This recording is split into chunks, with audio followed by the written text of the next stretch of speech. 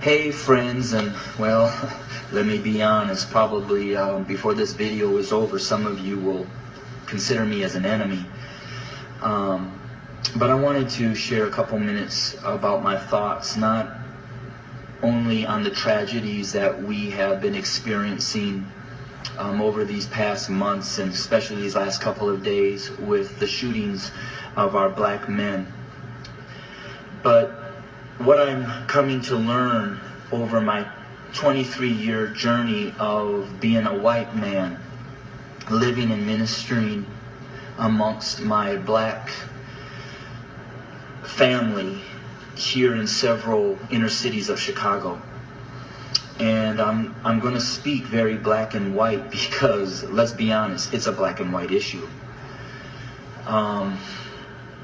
I want to take you to the book of Exodus, chapter 1, and I wanted to share a little bit of what took place prior to the rise of Moses. When I read that, it talked about that the Pharaoh became concerned and very fearful that the Hebrew slaves were growing in number and in power. So in order to maintain their oppression, he put upon them great labor. He put upon the Hebrew slaves cruelty to keep them down. However, they still grew. And so he brought together some midwives, and he instructed them that when a Hebrew boy was born, kill him. Well, these midwives did not follow, and the Hebrew slaves continued to grow. Eventually, the Pharaoh became so hatred and towards those Hebrew slaves that he made a decree. He put out an order that male baby boy Hebrew slaves were to be killed by casting them into the Nile River. Let's look at America. We brought blacks into this country as slaves. We never intended them to be anything other than a slave. But they began to grow in number and in power, and eventually they fought their way to some freedom. So we became even more cruel. And to keep our black Americans down, we lynched. But yet they rose. So then we used the welfare system, the criminal justice system, to keep them down, to contain them, to destroy them. But yet they rose, and they're rising. Then we built prisons and jails to hold them. Yet they rose.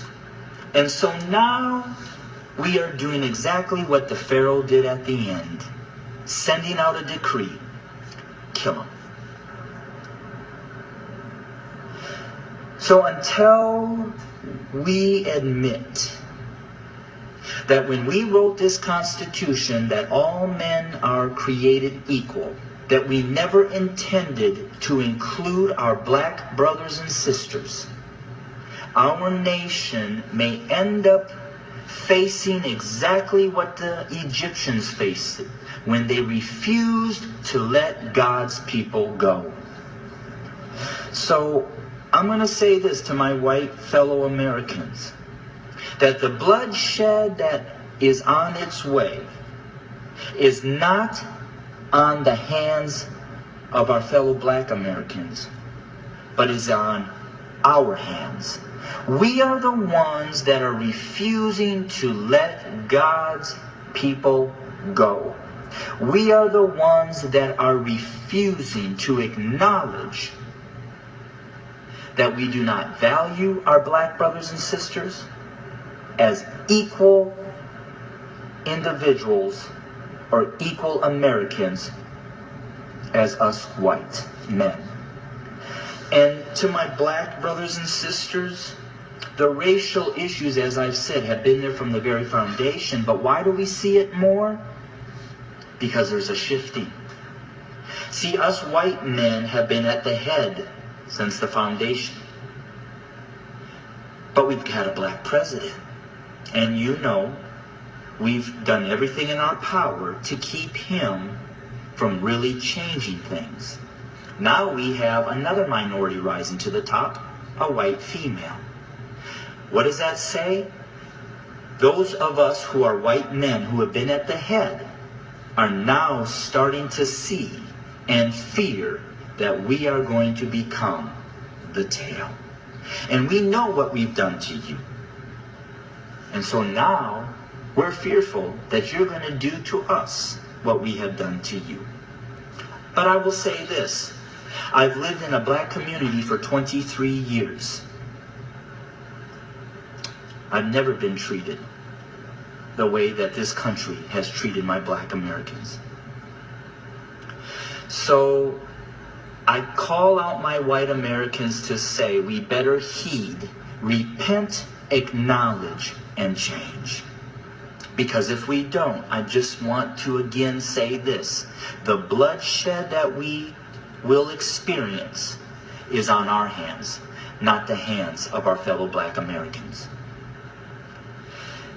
I welcome your comments. I welcome your feedback. Hit me up on Facebook or go to my webpage at www.studio2911.org. Again, that's studio2911.org.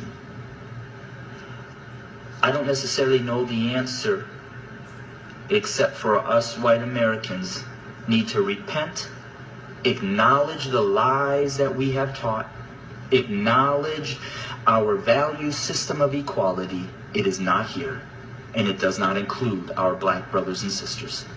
And we need to change, and we need to change now. Thanks for your time. Bless you.